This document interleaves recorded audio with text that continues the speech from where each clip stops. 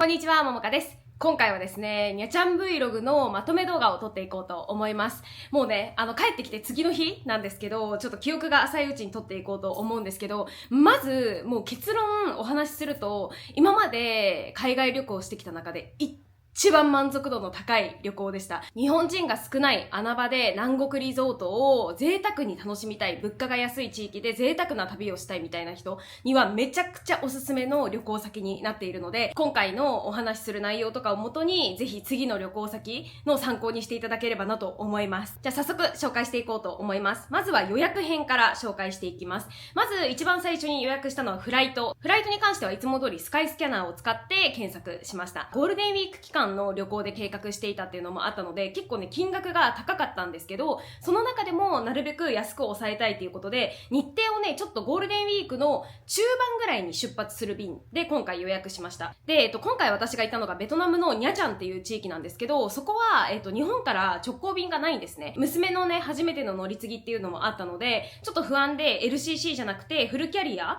のベトナム航空を予約しました。私はだいたい半年前ぐらいにはフライトを取っちゃうんですけど、往復2人で10万3640円で予約することができました。で、続いて予約したのがホテル。ホテルは今回2つ宿泊したんですけど、メインで宿泊したのがグランドトラネニャチャンというホテルになります。で、こちら今回4泊朝食付きで予約したんですけど、22,284円で予約することができました。ベトナムのホテルってすごく安いんですよ。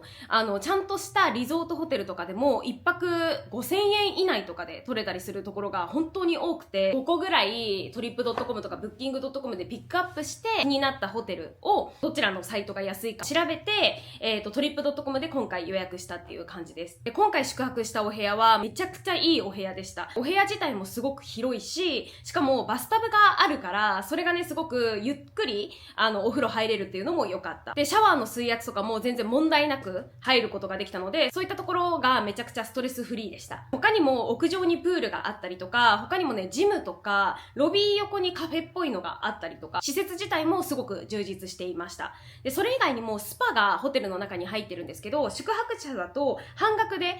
スパを受けることができるっていう感じだったので、35万ドンとかでマッサージを受けれるみたいな感じだったかな。まあ私たちはスパは利用しなかったんですけど、そういったスパを利用したいっていう時にもめちゃくちゃお得に受けられるかなと思います。で、ホテルの立地としては海まで徒歩3分ぐらいでめちゃくちゃね近いし、他にも街歩きしたいっていう方に関しても徒歩10分圏内でもういろんなカフェとか飲食店とかアパレルショップとかもうめちゃくちゃあるので、すごいねアクセス抜群な場所にありました。で、あと注意点というか事前に知っておくべきことで言うと、その私が宿泊したグランドトラネニャチャンっていうところはチェックインの時にデポジットが必要になります。で、50万ドン、一律で50万ドンの、デポジットが必要になるので、現金かカードで支払いができるようになってるんですけど、ここでねお金を用意しておくというか使うっていうことを覚えておくといいかなと思います。で、私たちはフライトがですね5日目の夜に出発する便だったので、夜までちょっとゆっくり過ごしたいなっていうのがあったり、フライト乗る前にシャワー浴びたいなとか思ってたりしたので、5日目の当日に空港近くのホテルをブッキングしました。で、それがネイビーホテルカムランというホテルになります。空港からね、だいたい車で5分10分ぐらいの場所に位置するホテルになっております。こちらは私初めてアゴダで予約したんですけど、3399円で予約することができました。一泊朝食付きでその値段なのでめちゃくちゃ安く取ることができました。設備としてはプールもあったり、ロビーの横にちょっとしたお土産屋さんみたいなのもあったりして、楽しくゆっくり過ごすことができました。で、水回りも割と綺麗めなんですけど、シャワーとトイレが一体型になってて、仕切りとかも全くないので、それはねちょっと気になる人もいるかなとは思うんですが、私たちは1回しか利用しなかったので、そこまで不便さは気になることがなかったです。だいたいね4000円とかで一泊分取れたりとかするので、デイユース的な使い方をするのもめちゃくちゃありなんじゃないかなと思います。で、続いて予約したのがタクシー。今回は空港からホテルまでの送迎、行きの時ですね、の、空港送迎をトリップドットコムで予約しました。そのトリップドットコムの空港送迎がですね、めちゃくちゃ安くって、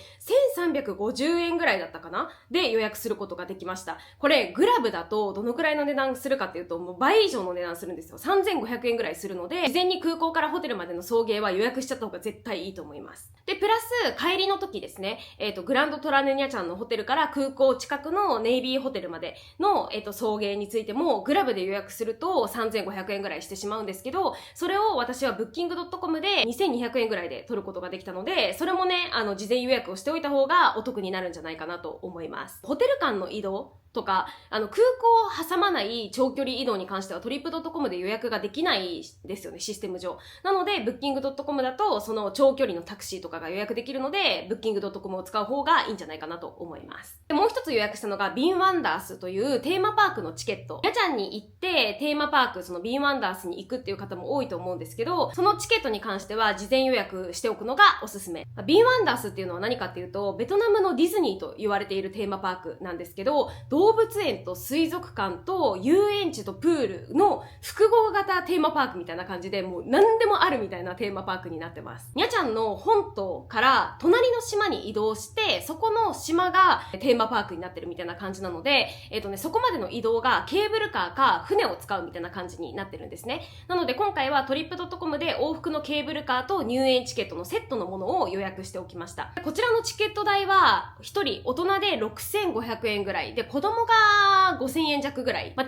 気に左右されがちだと思うので、テーマパークって。なので、行って着いてから天気を見て当日にトリップドットコムとかでチケットを取るみたいなやり方でもいいんじゃないかなっていうふうに思いました。で、当日は予約したバウチャーをそのまま見せるだけで入場できるっていう感じ。で、実際ビンワンダース行ってみて思ったのが、子連れだと結構ね、大変だなっていう印象。やっぱりニャちゃんってすごく南国めちゃくちゃ暑いっていうのもあるので、日差しがめちゃくちゃ強いんですよ。日陰もね、少ないんですよ。なので、テーマパークを移動するだけでもめちゃくちゃバテるっていうのがあるので、暑さ対策とか、日焼け止めをたくさん塗るとかっていうのがめちゃくちゃ重要だなっていうふうに思います。で、私たちは暑さ対策として、日よけのね、キャップというか帽子を被っていったっていうのと、ハンディファンも持っていきました。で、それでも暑い暑いってなったりとかして、水たくさんね、飲んだりとかっていう風にして、それでもね、娘のその熱中症にならないかっていう心配がすごくあって、結構大変だったので、事前準備はね、すごく重要かなと思います。で、もう一つ最後に予約したのが eSIM ですね。eSIM は今回トリップドットコムでこちらの eSIM を取りました。ただね、こちらの eSIM なんですけど、私たちは使ってて3日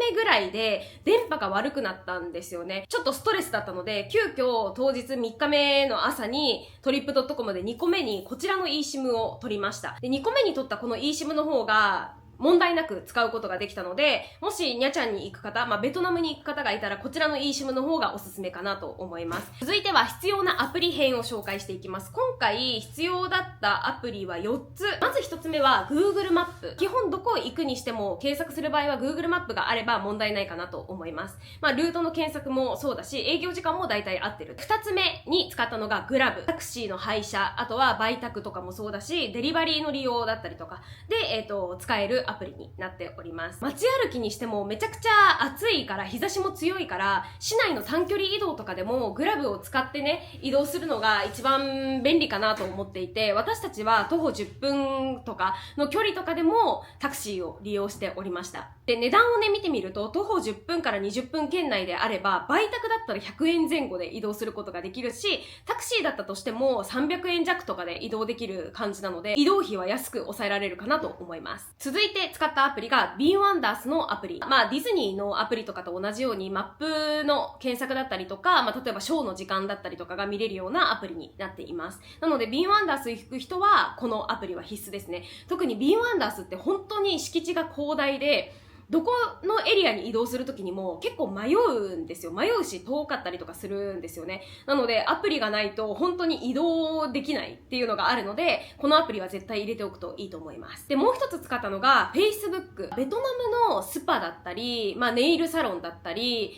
飲食店だったりで、Facebook で予約するパターンが結構多かったりするんですね。なので Facebook を今回利用しました。ネイルサロンに行ったんですね、2日目に。なのでそのネイルサロンの予約のためにチャットでのやり取りをするのに Facebook を利用したっていう感じです。で、その他にもベトナムのスパとかそういったサロン系って韓国の方がやってるサロンとかスパが多かったりするんですよ。なのでそういったスパなどに関してはカカオトークで予約するパターンもあったりはするので、利用するスパによってはカカオトークを使うっていうパターンもあるっていうことは覚えておくといいかなと思います。続いては入国審査編についてです。で、入国審査の事前準備に関してはもう何もいらないですね。有効期限が6ヶ月以上あるパスポートがあれば、それ以外は特に必要ないです。今回私たちは1個目のフライト、ハノイまでまず行って、ハノイで入国審査をして、国内線に乗り換えるっていうルートだったんですけど、ハノイのね、入国審査のゲートがめちゃくちゃ並ぶんですね。イミグレがすっごい混雑していて、1時間ほど並びました。なので、時間に余裕を持って行った方がいいかなっていうのと、もし乗り継ぎ予定の方とかがいれば、近くにいるスタッフさんに、タイトコネクションですっていうことを伝えると、列前に通してくれたりとかするので、スタッフさんに声かけた方がいいかなって思います。私たちは50分ぐらい並んで、マジで時間やばいってなった時に、スタッフさんに声かけたんですけど、で、そしたら一番先頭に案内してくれたんですね。なので、早く声かけておけばよかったっていう後悔もありつつ、なので、並ぶ前に乗り継ぎがあるってことを伝えた方が、すぐ行けるんじゃないかなって思います。続いては当日編について。まず一つ目は物価についてですね。もう物価はもう本当に安いなっていう感じでした。だいたい感覚的には日本の2分の1とか、それよりも安いぐらいの物価でした。とにかくね、全部安いです。まず飲食に関してだと、日本でだいたい3000円、4000円ぐらいするよね、みたいなものを頼んでいても2000円以内とかで食べれたり、カフェとかに行ってもだいたい2、3000円ぐらいするよね、みたいな量を頼んでも1000円しないっていうことがほとんど。で、さっきお伝えしたようにグラブに関しても激安だし、ネイルとかスパとか美容室とかのその美容系、サロン系とかもめちゃくちゃ安く施術ができます。で、今回私たちネイル行ったんですけど、ワンカラーの施術とかで2000円しないぐらいだったりとか、キッズネイルとかに関してもアートを2本分入れても2000円しないぐらいだったりとかするので、旅行を予定している方は現地でちょっとその月の分の美容を受けるみたいなのでもいいんじゃないかなと思います。なんか結構ベトナムってそういう美容系のサロンが充実していて、まつげパーマとかまつエクとかもそうだし、あとはネイルもそうだし、スパ、あとは美容室とかも結構たくさんあったりするんですね。なので、現地で美容系を詰め込むみたいなのもめちゃくちゃありだと思う。私も大人だけの女子旅とかだったらそういう旅行の仕方もありなんじゃないかなってめちゃくちゃ思いました。続いては旅費の総額についてですね。旅費の総額、今回はじゃじゃん。こちらの金額感になっております。今回フライトはね、すごい金額としては高かったんですけど、それ以外のホテル代とか現地利用のお金に関してはすっごく安く済んだかなと思います。なので、大体子連れでワンオペで行くんだったらこのくらいの金額感だよっていう風に覚えておいていただけるといいかなと思います。で、私たちも現地で4万円だけ換金して、その4万円をちょうど使い切るぐらいで、5日間過ごすことができたので、現地利用で言うとそのくらいのお金用意しておけばいいかなと思います。正直、カード利用はね、ほぼなくって、グラブと、スーパー、コンビニはカードを利用したんですけど、それ以外の飲食店とかカフェはカード使えるんだけど、手数料が 10% かかるとかっていうところがすごく多かったので、現地でのそういう飲食物とか、それ以外のお買い物とかに関しては現金で、キャッシュで支払いをしました。で、その他の観点で言うと、路上販売ですね、がめちゃくちゃ多いです。なんか、ノンラーを被った現地のおばさん、おじさんとかが、サングラスとか、花の髪飾りとか、ノンラーとかを販売するのにめちゃくちゃ道そこら中で歩いてるんですよ。で、すっごい声かけられるのね。これいらないみたいな感じで声かけられるんですけど、基本必要なければ、ノーセンキューって言えば、すぐに引いてくれるので、そんな感じで歩いておりました。で、私たちは一回だけね、その路上販売でノンラーを買ったんですよ。そのベトナムの帽子、三角帽ですね、を購入したんですけど、その時、最初やっぱり高い金額を言われます。で、私たちはノンラー2つ、子供用と私用で1つずつ買ったんですけど、その時最初に言われたのが30万ドンって言われたんですね。ディスカウントプリーズっていう風に言ったんですよ。私の方から20万ドンにしてよみたいな感じで言ったら、割とすぐにディスカウントをしてくれました。なので、もう値切り交渉は必須なんじゃないかなと思います。にゃちゃんにナイトマーケットとかね、いくつかあったりするんですけど、そういったマーケットに関しても、基本値切り交渉をする方がいいらしいです。なんかそれはね、Google の口コミで見ました。あともう一つお伝えしておきたいことで言うと、にゃちゃんのビーチなんですけど、ど、結構ね、波が高いんですよ。なんかすごく穏やかそうに見えるんだけど、波が結構高かったりするので、子連れの場合は、海にね、完全に浸かりに行くっていうのは難しかったです。私たちは本当に足使ってチャプチャプするだけだったんですけど、その方が安全かなとは思いました。今回にゃちゃん行ってみて、絶対リピしたいって思う国になりました。めちゃくちゃ良かったです。はい、という感じで今回はにゃちゃん旅行のまとめ動画を撮ってみました。ベトナムに行く予定のある方だったり、ベトナムでもどの地域に行こうか迷ってる方がいたら、ぜひ参考にしていただけると嬉しいです。めちゃくちゃおすすめです。にゃちゃん旅行。はい、今回も最後まで見てくださってありがとうございました。また次回の動画でお会いしましょう。バイバーイ。